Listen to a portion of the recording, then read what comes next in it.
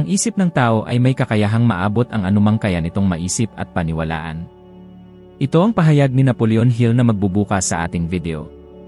Ngunit ngayong araw, nais kong ituon mo ang pansin sa isang bagay na tila kabaligtaran. Paano kung ang walang tigil mong pagsusumikap, palaging pagpilit sa sarili, at mataas na pamantayan, lalo na pagkatapos ng 35 taong gulang, ay hindi talaga nagdadala sa iyo sa tagumpay, kundi unti-unting sumisira sa iyong buhay, at wala namang nakasabi sa iyo tungkol dito? Naranasan mo na bang makaramdam ng labis na pagkapagod, hindi dahil sa kakulangan ng lakas, kundi dahil hindi mo na alam kung tama ba ang direksyon na tinatahak mo? Dito mismo nagsisimula ang bitad. Suriin natin ngayon ang 6 na punto na tutulong sa atin ni Napoleon Hill na makita ang mga bagay sa isang ganap na naiibang paraan.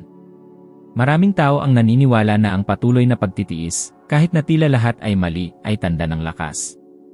Ngunit ang katotohanan ay may malaking pagkakaiba sa pagitan ng pagpupursige at pagkakaroon ng layunin. Ang pagpupursige ng walang malinaw na layunin ay maaaring maging puro hirap lamang, at sa edad na 35 o higit pa, mas mabigat ito kaysa noong kabataan, dahil dala mo na ang mga responsibilidad, pangakong pinansyal, pamilya, at mga inaasahan ng iba.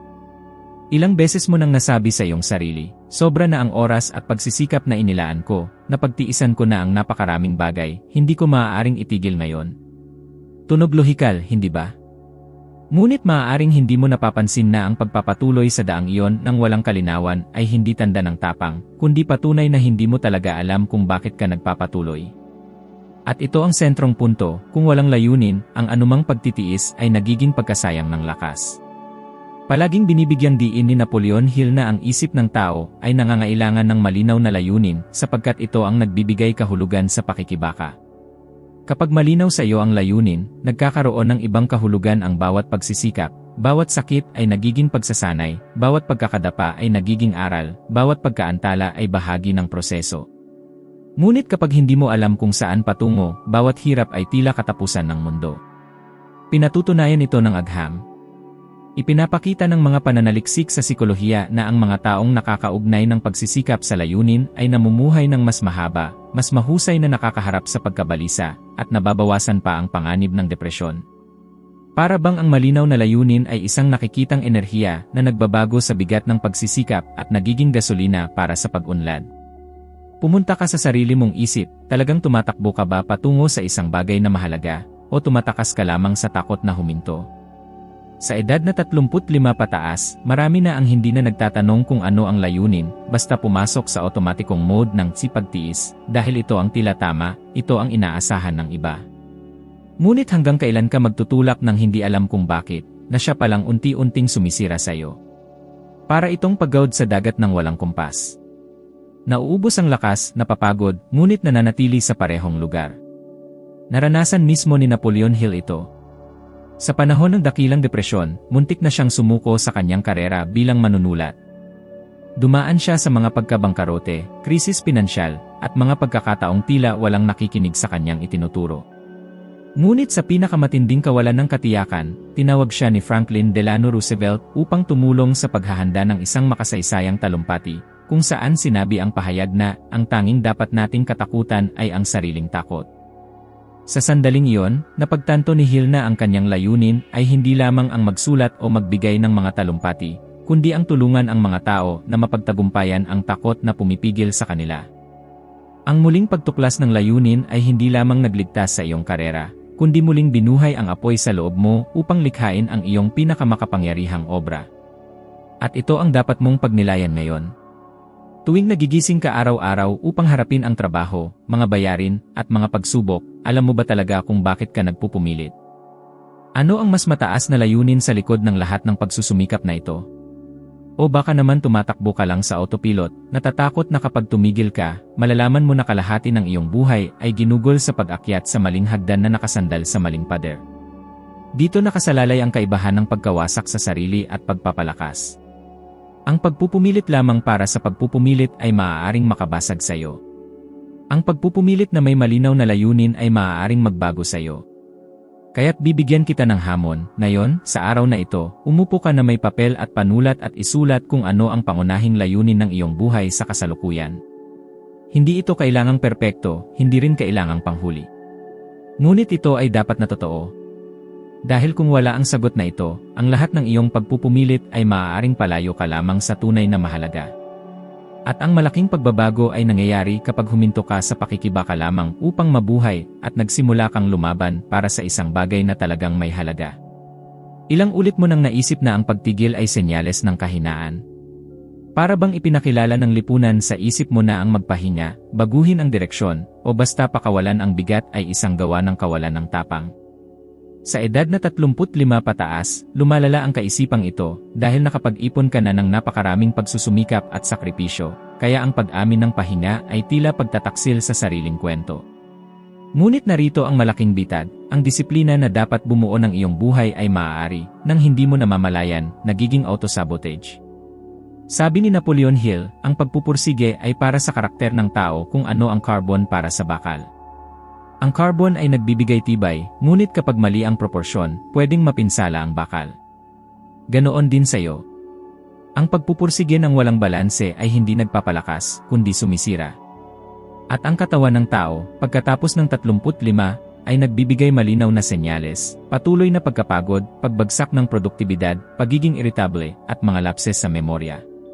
Marami ang hindi pinapansin ang mga senyal na ito, kumbinsido na ito ay simpleng kakulangan sa disiplina, at patuloy na pinipilit ang sarili. Ngunit ipinapakita ng agham ang kabaligtaran. Ipinapakita ng mga pag-aaral tungkol sa burnout na ang mga taong nagdadala ng labis na trabaho at stress sa ganitong edad ay may doble ng posibilidad na magkaroon ng klinikal na depresyon o problema sa puso. At narito ang tanong ko sa iyo, ano ang silbi ng pag-abot sa lahat ng iyong pangarap kung pagdating mo roon, wala kang kalusugan upang tamasahin ito? Ilang kwento na ang narinig mo tungkol sa mga taong nagsumikap buong buhay, at nang sa wakas ay nagretiro o nakamit ang katatagan, nadiskubre nilang may sakit na pumigil sa kanila na tamasahin ang kanilang nakamit. Ang tinatawag ng marami na disiplina, sa katotohanan, ay tahimik na proseso ng sariling pagkawasak. Puno ng ganitong halimbawa ang kasaysayan. Si Nikola Tesla, isa sa pinakamalalaking inventor ng sangkatauhan, ay nagtrabaho hanggang sa labis na pagod, halos walang pahinga, na abala sa kanyang mga ideya.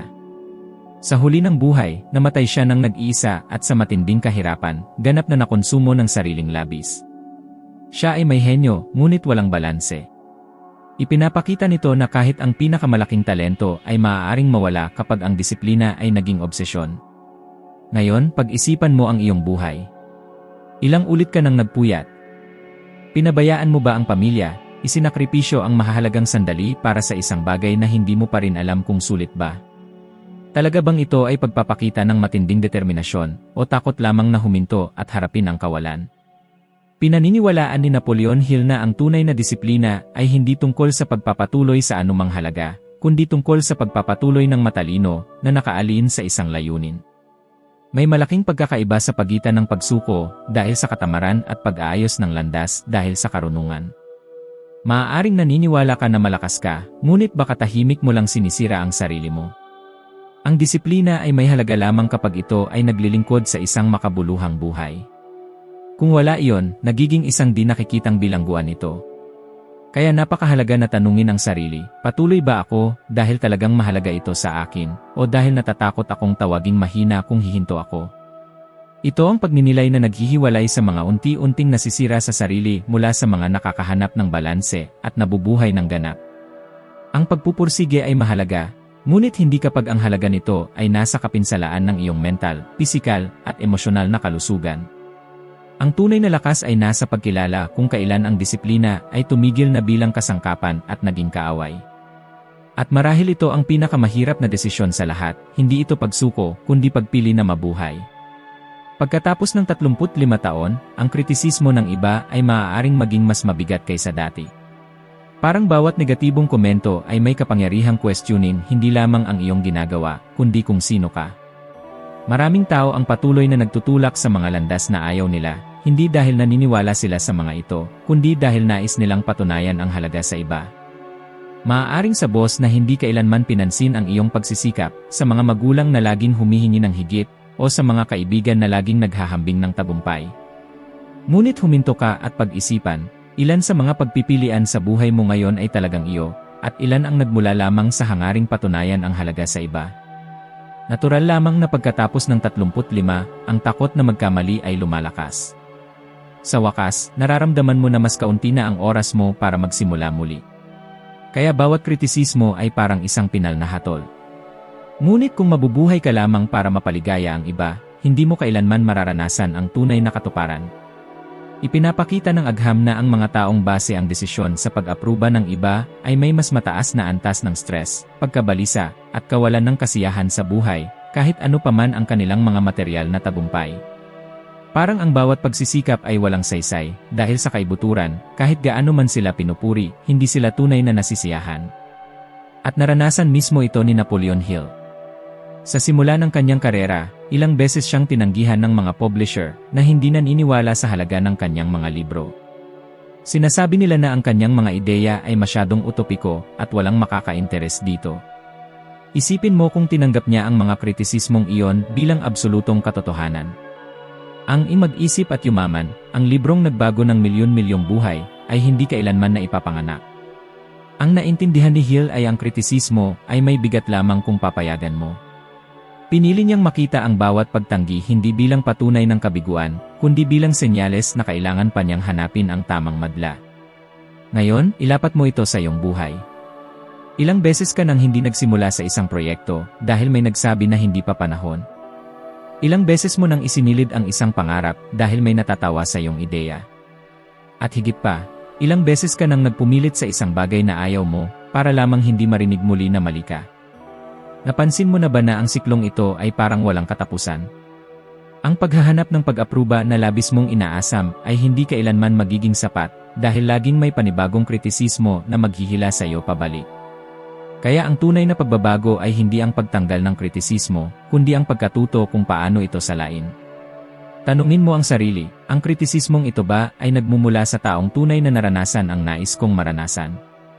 O sa taong hindi kailanman nangahas? Kung ang sagot ay ang huli, bakit bibigyan ng labis na kahalagahan? Ang totoo, marami ang sinusubukang patayin ang ningning ng iba dahil natatakot sa kanilang sariling anino. At kung papayagan mo ito, gugugulin mo ang buong buhay mo sa pagsisikap na magkasya sa mga limitasyong hindi sayo. Kaya ang dapat mong maunawaan ay ang patuloy na pagtutulak sa sarili upang patunayan ang isang bagay sa iba ay parang pagtakbo sa isang treadmill, nauubos ang enerhiya, ngunit hindi umaandar. Ang tanging boses na dapat gumabay sa iyong mga desisyon ay ang sayo.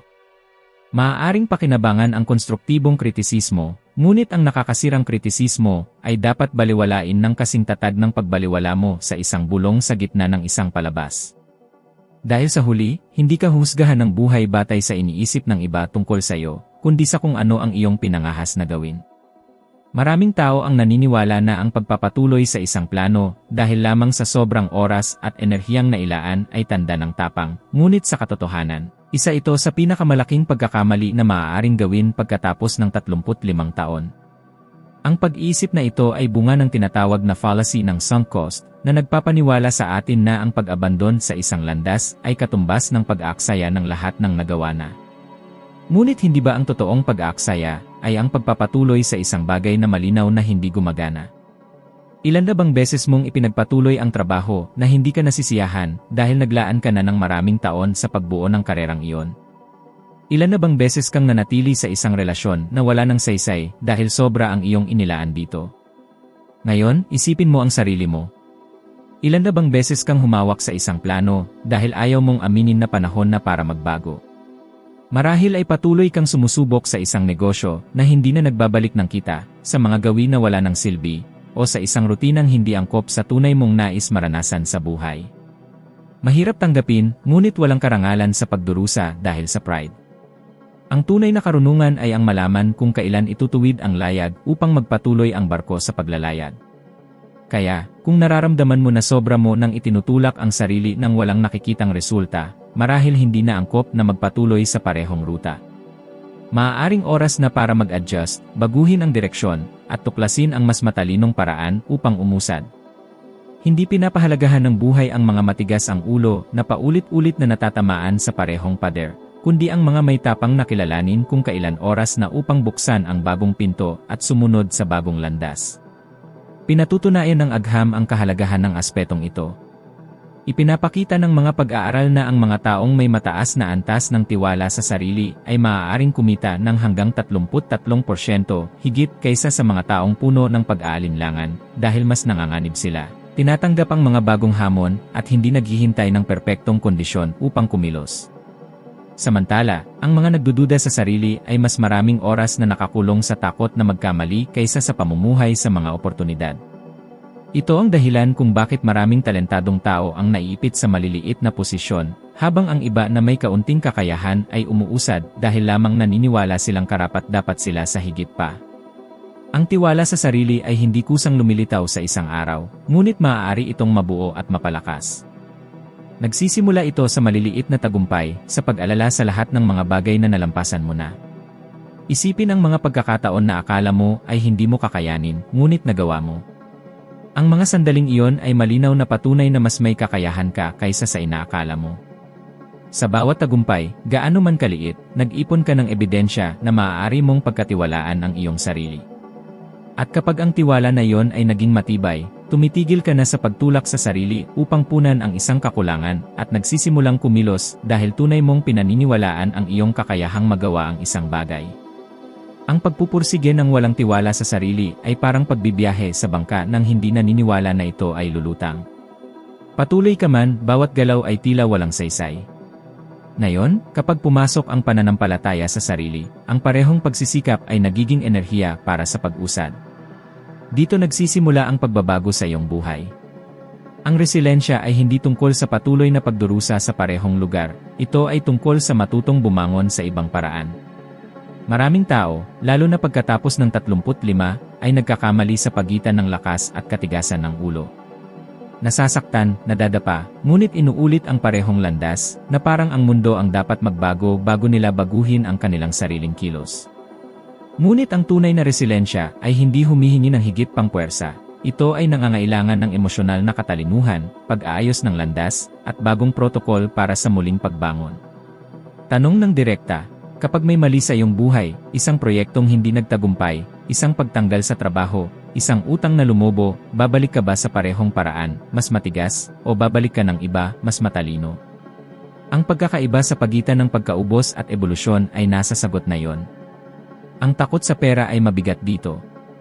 Nabibigo ka sa isang proyekto at agad na pumapasok sa isip ang, paano kung hindi ko na ito maibawi? Paano kung mawalan ng aking pamilya ng pamantayan? Paano kung kailangan kong magsimula ulit mula sa simula? Ang ganitong takot sa pananalapi ay nagtutulak sa iyo sa pinakamapanganib na reaksyon, doblehin ang pusta sa parehong pagkakamali, para lamang patunayan na hindi ka natalo. Dito nawawala ang maraming personal na kayamanan, hindi sa unang pagkakadapa, kundi sa nagmamadaling pagtatangka na mabawi ang lahat sa isang bagsak. Kung pamilyar ito, huminga ka kasama ko sandali. Dahil ang resilensya ay hindi tungkol sa pagbabalik ng suntok, kundi sa pagtanggap, pagsusuri, at muling pagdisenyo. Ano talaga ang nasaktan? Ano ang nangyari dahil sa pagkakataon? Ano ang dahil sa desisyon? Ano ang kontrolado mo ngayon, gamit ang mga kasalukuyang mapagkukunan? Kung wala ang tatlong sagot na ito, ang anumang ipagbangon ay paulit-ulit lamang na may magandang pangalan. May simpleng prinsipyo na naghihiwalay sa mga muling bumabangon sa mga nauubos, oras ng emosyonal na paggaling. Ang mga tunay na resilient ay hindi nakararanas ng mas kaunting sakit, mas mabilis silang nakakabangon dahil binabago nila ang pagkabigo sa impormasyon. Pinalitan nila ang bakit sa akin, ng ano ang itinuturo nito sa akin. Sa halip na parusahan ang sarili sa loob ng 30, gumagawa sila ng tapat na pagsusuri sa loob ng 30 minuto. Gusto mo ng praktikal na ehersisyo? Sa susunod na aberya, isulat ang 3 linya, ang hilaw na katotohanan, walang drama, ang hinuha ng sanhi, hindi sinisisi ang mundo, at ang unang maliit na aksyon na maaaring bawiin. Isang bagay na maaari mong ibalik kung mapansin mong maling desisyon ito. Ang gawin na ito ay nagpapababa ng impulsibong desisyon sa pananalapi at pinaikli ang siklo ng sakit. Maliit man ito, nag-ipon ito. Si Thomas Edison ay naging simbolo nito. Ang kasabihang iniugnay sa kanya, hindi ako nabigo, natagpuan ko lamang ang 10,000 paraan na hindi gumagana, ay hindi isang awit ng bulag na pagtitiyaga, ito ay isang manual ng iterasyon. Bawat pagtatangka ay nagbabago ng isang variable. Hindi siya bumabangon ng pareho, pagkatapos madapa, bumangon siya ng may bagong kalibrasyon. Dalhin mo ito sa iyong buhay. Kung ang resume ay hindi nagdala ng resulta, hindi ito tungkol sa magpadala pa ng 200 kopya. Ito ay muling pagdidisenyo ng iyong alok, pag-aayos ng kwento, at pagsubok ng ibang paraan ng komunikasyon. Kung ang negosyo ay hindi kumita, hindi ibig sabihin na magdagdag lang ng pera. Mas mahalaga na subukan ang presyo, alok, target na merkado, at proseso ng pagbebenta. Kung ang pag-uusat sa bahay ay nauuwi sa pagtatalo, hindi solusyon ang magsalita ng mas malakas, bagkus, baguhin ang oras, tono, at paraan ng paghingi. Ang katatagan ay isang pamamaraan, hindi pagpapahirap sa sarili. At si Napoleon Hill ay totoong nakaranas nito. Bilang isang batang mamamahayag, tinanggap niya ang hamon ni Andrew Carnegie na magsaliksik sa loob ng maraming taon tungkol sa mga pattern ng malalaking tagumpay.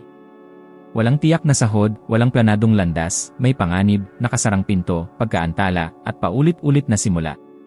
Ang nagpapanatili kay Hill sa pagbangon ay hindi ang tiis lang, kundi ang pag-ayos ng estratehiya sa bawat balakid. Binago niya ang paraan ng mga panayam, inayos ang mga prinsipyo sa mga batas, unang inilathala sa mga kurso, saka sa mga libro, hanggang sa makarating sa mga akda na kilala ng buong mundo.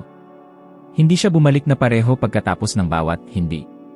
Bumababa siya na may mas malinaw na tanong, mas malinaw na kabanata, mas nasubok na tesis. Ang damdamin dito ay hindi awa, kundi tapang, tahimik na tapang na mag-iterate kahit walang pumapalakpak. Ngayon, ilapat mo ito sa iyong araw-araw. Nawalan ka ba ng mahalagang kliyente? Sa loob ng 24 na oras, gumawa ng malamig na pagsusuri ng iyong proseso ng pagbebenta at lumikha ng plano ng pagbawi sa 3 hakbang, panatilihin ang ugnayan sa kasalukuyang base. Mag-alok ng mababang panganib upang mabilis makalikom ng pera, at subukan ang isang bagong paraan ng pagkuha ng kliyente na hindi mo pa nasubukan. Naalis ka ba sa trabaho? Bago mag-apply sa 100 bakanting posisyon, isulat ang isang dossier ng mga kakayahang maililipat, at iayon ito sa 3 magkakaibang kwento ng karera, halimbawa, pamumuno sa operasyon, produkto-serbisyo, relasyon at pagpapalawak. Pumasok ka ba sa sobrang paggasto sa bangko? I-freeze ng 7 araw ang anumang hindi mahalagang gastusin at i-renegotiate ang mga termino. Kasabay nito, palitan ang ikumita ng dagdag na halaga bawat buwan, tapusin ang ilang bayad na gawain bawat linggo, mga layunin sa aksyon, hindi resulta. Kung sa tingin mo ay makatwiran, inirerekomenda ko ang isang maikling at tiyak na hamon. Sa susunod na 7 araw, ipatupad ang batas ng 3 sa bawat pagkakamali, huminga ng 70 segundo upang pababain ang reaktibidad. I-record ang pangyayari dahilan maliit na aksyon sa 3 linya, at muling simulan na may ibang paraan. Simple ito, nasusukat, at nagbibigay ng partikular na benepisyo. Paikliin ang oras ng emosyonal na paggaling at bawasan ang panganib ng padalos-dalos na desisyon sa pananalapi. Sa ika-8 araw, ihambing ang iyong pakiramdam ng kontrol sa ngayon. Kung pareho pa rin, huwag pansinin. Kung mas mabuti, napatunayan mo sa sarili mo na ang katatagan ay hindi ang magtiis ng maganda kundi ang mabilis na matuto. Sa huli, ang patuloy na pagbomba sa sarili sa parehong paraan ay isa lamang anyo ng takot. Ang pagbabangon na may pagbabago ang desisyon na naghihiwalay sa mga taong patuloy na sumusubok ayusin ang nakaraan sa mga nagsisimulang tunay na bumuo ng kinabukasan. At ang desisyong iyon ay nasa iyong susunod na 24 na oras. Ang pagpupursige ng walang linaw ay hindi tanda ng lakas, kundi pagod. Ang tunay na pagbabago ay nagsisimula kapag naintindihan mo na ang pagpupursige ay may saysay lamang kung ito ay nakalaan para sa isang tunay na layunin na kaakibat ng mga tunay na mahalaga sa iyong buhay. Ang iba pa ay puro katigasan ng ulo na nagtatakip bilang disiplina. At kung may kabuluhan sa iyo ang mensaheng ito, ang susunod na hakbang ay narito na. I-click na yon ang susunod na video na makikita sa iyong screen, dahil dito, susulong ka pa ng isang hakbang sa iyong pag-unlad ng karunungan at magiging 1% na mas mahusay kaysa sa kasalukuyan mong sarili. Maraming salamat sa pagsama sa akin hanggang dito, at hihintayin kita sa susunod na video.